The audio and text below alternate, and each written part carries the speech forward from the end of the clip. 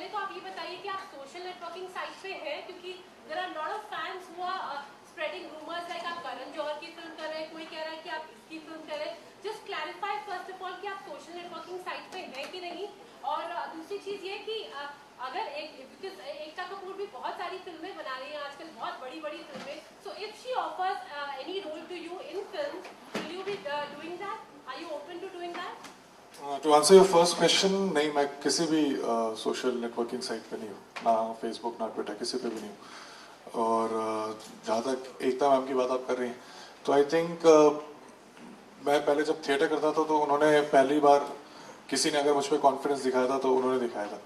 और आज मैं जो भी हूँ वो बहुत हद तक उनकी वजह से हूँ. तो I think she is the only producer in the industry जिनके लिए मैं आज भी विदाउट स्क्रिप्ट पढ़े हुए फिल्म के लिए हाँ कर दूँगा. Sir, I just say something simple question. Let's like कि अभी आप वहाँ बैठे हो राइट, और मैं यहाँ पे बैठा हूँ. एक समय ऐसा भी था कि आप भी यहाँ बैठे थे और ऐसे पब्लिक के सामने आप लोगों से देखते थे यार ये स्टार है, you know. So what do you feel right now and what do you think about what do you think exactly? I just want to know because I'm also in acting, so I just want to know what do you think as of now. Nothing else. देखिए, मैं आज आप जैसे बैठने की बात कर रहे हैं, मैं लैंडमार्क में ही बैठ के बहुत सारे यहाँ पे बुक्स, सिनेमा का जो सेक्शन है उससे बहुत सारे बुक्स पढ़ता था और यहाँ नीचे बैठता था मैं यहाँ पे. तो आज तो मुझे नहीं लगता कि फर्क पड़ता है कि आप कहाँ बैठे हैं. मुझे ये लगता है कि फर्क ये पड़ता है कि आप क्या सोच रहे हैं और क्या सीख रहे हैं. जब आपको मजा आता है, जब आपको कोई नहीं देख रहा होता है, तो फिर आपको ज्यादा फर्क भी नहीं पड़ता जब आपको कोई देख रहा होता है.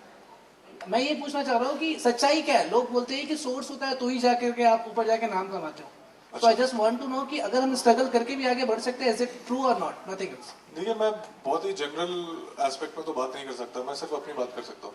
टीवी जब मैंने छोड़ा था तो मैंने सोचा था कि अगर मुझे काम नहीं मिलेगा तो मैं फिल्म सिटी में एक कैंटीन खोलूँगा और अपनी शॉर्ट फिल्म्स बनाऊंगा और उस पर काम करूँगा. तो मैंने ये सोचा था. और जो मेरी पहली पिक्चर है कायकोचे, उसके लिए मैंने 12 बार ऑडिशंस दिए. जो मेरी दूसरी पिक्चर है पीके, उसके लिए मैंने 3 बार ऑडिशंस दिए. जो मेरी तीसरी पिक्चर है यशराज की फिल्म, उसके लिए मैंने 1 महीने का वर्कशॉप किया और आदि के सामने और मनीष के सामने अलग अलग ऑडिशंस दिए. तो उन्होंने, and the best part is Abhishek, mister Hirani, Aditya Chopra, इन लोगों ने मुझे कभी टीवी पे नहीं देखा.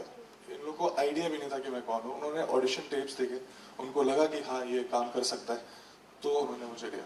तो अगर मुझे लगता है कि आप में काबिलियत है और आप अच्छे से काम करते हैं और आप में पेशेंस है, तो मुझे नहीं लगता कुछ डिफिकल्ट होता है इस इंडस्ट्री में काम करना.